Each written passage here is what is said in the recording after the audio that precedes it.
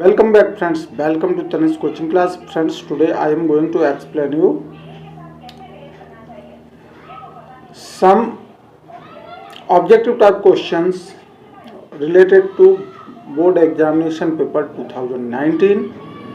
दोस्तों I hope आपको हमारा ये वीडियो पसंद आएगा और यदि आपको हमारा वीडियो पसंद आता है दोस्तों तो हमारे इस वीडियो को लाइक शेयर और यदि आपने हमारा चैनल सब्सक्राइब नहीं किया तो हमारे चैनल को सब्सक्राइब कर बेल आइकन जरूर दबा लें जिससे हमारे द्वारा बनाए जाने वाले प्रत्येक वीडियो का नोटिफिकेशन आप तक पहुंच सके।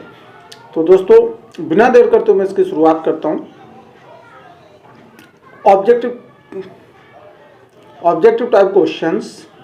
Question number first, choose the correct options. Non profit organisation prepare, गैर व्यापारिक संस्थाएं तैयार करती हैं income and expenditure account, profit and loss account, trading account और मैन्युफैक्चरिंग अकाउंट। तो दोस्तों इसका लास्ट राइट आंसर होगा इनकम एंड एक्सपेंडिचर अकाउंट, मतलब आय व्यय खाता। प्रॉफिट लॉस लाभ हानि खाता, व्यापार खाता, मैन्युफैक्चरिंग अकाउंट यानी कि उत्पादन खाता, निर्माण खाता। सेकंड है preparation of partnership deed is साझेदारी समझौता, साझेदारी संलेख बनाना है। कंपलसरी मीन्स आवश्यक, ऑप्शनल मीन्स ऐच्छिक, पार्टली कंपलसरी अंशतः अनिवार्य, अननेसेसरी अनावश्यक। तो राइट आंसर होगा दोस्तों ऑप्शनल। साझेदारी संलेख बनाना ऑप्शनल है मीन्स ऐच्छिक है, आप बना भी सकते हैं और नहीं बनाना तो नहीं भी बनाना। थर्ड नंबर है undistributed profit and reserve are transfer to, अविभाजित लाभांश और संचय हस्तांतरित किया जाता है कैश अकाउंट में यानी रोकड़ खाते में, बैंक अकाउंट में, या पार्टनर्स कैपिटल अकाउंट मीन्स साझेदारों के पूंजी खाते में, या प्रॉफिट लॉस अकाउंट में यानी कि लाभ हानि खाते में। तो राइट आंसर होगा दोस्तों partners capital account. Fourth number, interest on call in arrears in charged according to table A, अवशिष्ट याचना पर ब्याज सारणी आ के अनुसार दिया जाता है। तो 6% पर एनम यानी 6% वार्षिक, 10% पर एनम 10% वार्षिक, 8% पर एनम यानी कि 8% या फिर 5% पर एनम। तो राइट आंसर होगा दोस्तों 10% पर एनम। जबकि ये interest on loan in the absence of partnership deed में इंटरेस्ट ऑन लोन होता है कितना, 6% पर एनम। ये याद रखना है 6% पर एनम। ऋण पर ब्याज, साझेदारों द्वारा दिए गए ऋण पर ब्याज पर 6% चलता है, लेकिन वो भी कब, जब साझेदारी संलेख का अभाव पाया जाता है। नेक्स्ट है fifth number, the following is a tool of analysis of financial statement. Following is not a tool of analysis of financial statement. Financial statement का इनमें से कौन सा टूल नहीं है? तो ट्रायल बैलेंस, तलपट, कंपैरेटिव स्टेटमेंट तुलनात्मक विवरण, रेशो एनालिसिस और कॉमन साइज स्टेटमेंट। तो यहाँ पर दोस्तों comparative income statement, ratio analysis और कॉमन साइज स्टेटमेंट ये तीनों फाइनेंशियल स्टेटमेंट के टूल्स हैं, लेकिन ट्रायल बैलेंस शीट इससे रिलेटेड नहीं है। तो right answer trial balance sheet. अब नेक्स्ट सेकंड क्वेश्चन है, राइट ट्रू फॉल्स, सत्य असत्य बताइए। Income and expenditure account is personal account, तो ये होगा दोस्तों false. Income and expenditure account personal account नहीं होता है, बल्कि ये रियल अकाउंट में आ जाएगा। सेकंड है the partnership act 1932 applicable in the partnership firm. साझेदारी फर्म में साझेदारी अधिनियम 1932 अप्लाई होता है, तो ये हो जाएगा राइट, यानी कि true. Goodwill is an intangible assets. अब ख्याति, इसने बताया गया कि ख्याति एक अदृश्य संपत्ति है, तो ये भी हो जाएगा इसका ट्रू, यानी ख्याति एक अदृश्य संपत्ति है। यहाँ पर इंटेंजिबल मीन्स जो कि दिखाई ना दे, और टेंजिबल मीन्स दिखाई देने वाली, तो गुडविल अदृश्य संपत्ति है, तो ये हो जाएगा true. Fourth number, on dissolution of a firm an amount realized from the unrecorded assets is shown the realization account। साझेदारी के विघटन के समय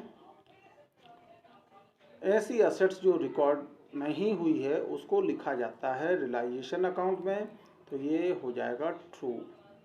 अब नेक्स्ट आता है private company does not issue the prospectus, यानी कि निजी कंपनी प्रोस्पेक्टस जारी नहीं करती है, तो ये भी इसका हो जाएगा true. Fill in the blanks हम देखते हैं। फिल इन द ब्लैंक्स में the closing balance of receipt and payment account represents. Receipt प्राप्ति भुगतान खाते द्वारा अंतिम बैलेंस को प्रस्तुत किया जाता है, किसके द्वारा? क्लोजिंग कैश या क्लोजिंग बैंक के द्वारा। द पार्टनरशिप ओरिजिनेटेड विथ, साझेदारी का जन्म होता है अनुबंध से, इसमें कर देंगे agreement. Dash of the partnership is a change in the relationship among the partners, तो इसमें आएगा रिकंस्टिट्यूशन, यानी कि पुनर्गठन। पुनर्गठन की स्थिति में साझेदारों के जो संबंध हैं वो परिवर्तित हो जाते हैं। यहाँ हिंदी के बेसिस पर पुनर्गठन, और वैसे यहाँ करना reconstitution of partnership is change the relations among the partners. After dissolution of firm partners can transact their own business, यहाँ पर फिल कर देंगे बिजनेस, यानी कि साझेदारी यहाँ पर after dissolution of firm, firm के समापन के बाद पार्टनर्स अपना खुद का व्यापार कर सकते हैं, यहाँ पर बिजनेस कर सकते हैं। Company is an dash created by law, company is an artificial person created by law, company एक कृत्रिम व्यक्ति, कानून द्वारा निर्मित कृत्रिम व्यक्ति है। दोस्तों इस तरीके से नेक्स्ट हम देखते हैं arrange in one word sentence. It is necessary to assets value of goodwill at the change in profit sharing ratio। क्या आवश्यक है कि संपत्ति रेशो परिवर्तित हो जाने से संपत्ति और assets value of goodwill, goodwill का assets value of goodwill in the change in the profit sharing ratio, यानी अनुपात में परिवर्तन होने से ख्याति का मूल्यांकन आवश्यक है। क्या संपत्तियों के मूल्य में परिवर्तन होने से ख्याति का मूल्यांकन आवश्यक है? रेशो में परिवर्तन होने पर क्या is it necessary to assess the value of goodwill at the change in the profit sharing ratio.